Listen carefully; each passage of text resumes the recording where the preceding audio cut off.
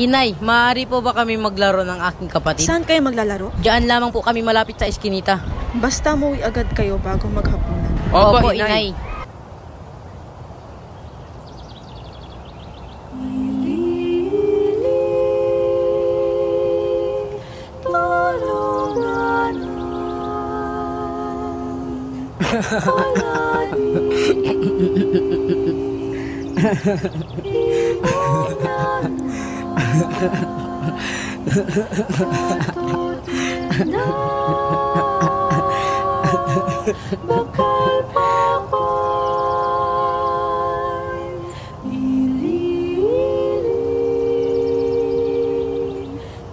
Crispin!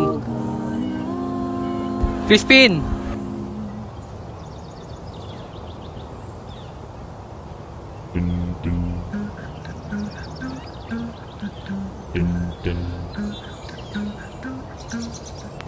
Sabihin mo sa akin ng tapat, ikaw ba nagnakaw ng pagkain mula sa kumbento?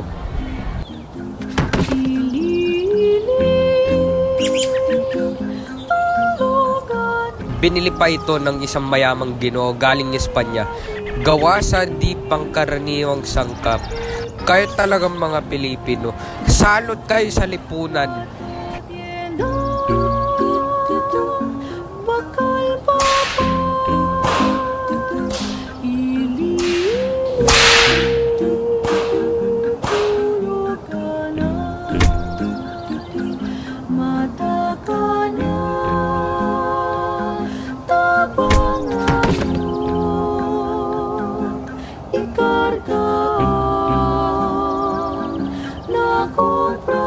Huwag, hindi po magnanakaw ang kapatid ko.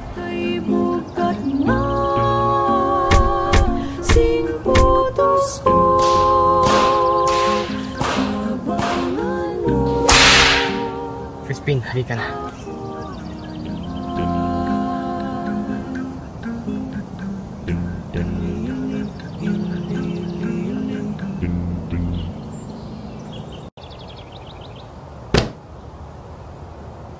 Pasensya na po, pasensya na po.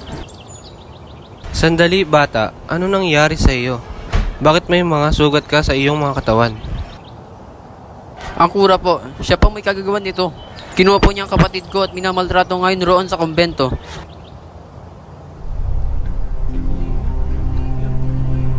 Pedro, para yan sa dalawang anak natin. Hindi yan para sa'yo. At saka saan ka ba nanggagaling? Ang aga-aga ay lasing na lasing ka. Manihimik ka! Sino mo naman itong niluto mo? Hindi ka masikmura. Huwag ka dyan! Inay! Inay!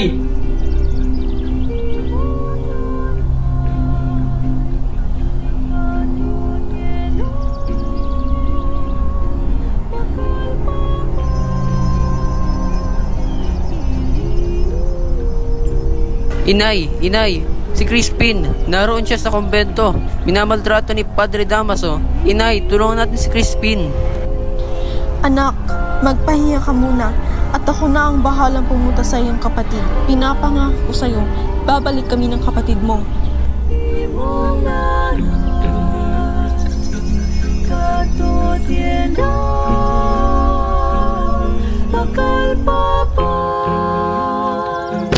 Pasensya na, Ginoo. Pasensya na po. Bini, bakit labis ang iyong pagmamadali? Saan ka patungo?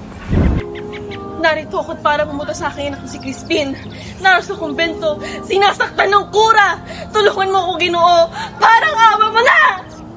Halika't tumayo ka dyan, Bini. Sumama ka sa akin. Tutulungan kitang bawiin ang iyong anak. Salamat! Salamat ng marami, Ginoo!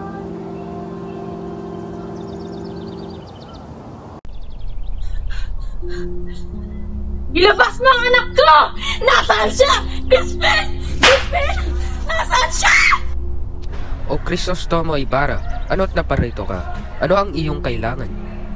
Donde está Crispin? No se de cuesta sa blando. No soy estúpido, Padre Damaso. Mierda!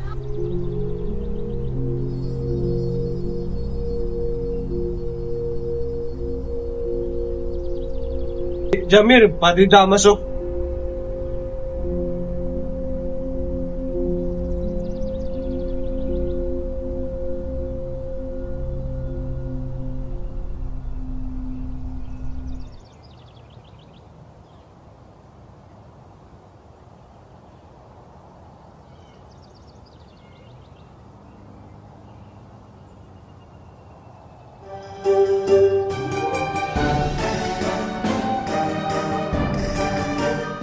Tumawag kayo ng pulis!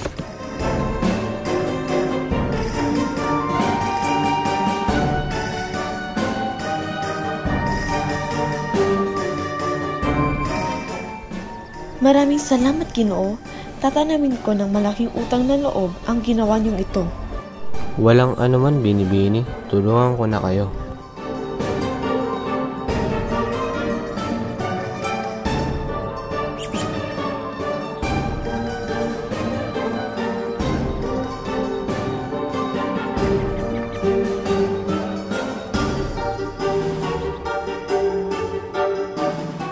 Basilio!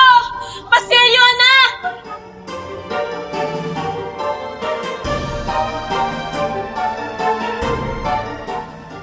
Inay, Crispin?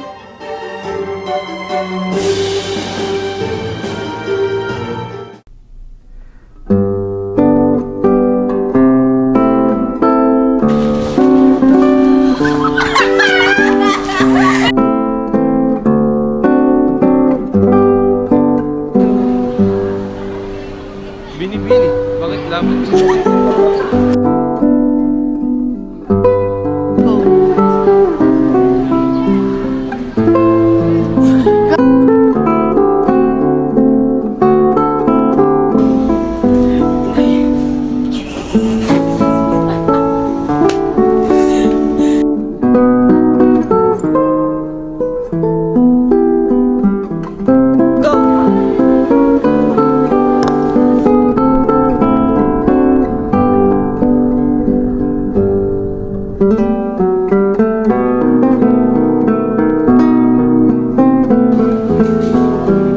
Binili pa ito na isang mayamang ginoo galing Espanya. Gawa sa hindi pangkaraniwang sangkap. Kayo talaga mga Pilipino, salot talaga kayo sa panlipunan.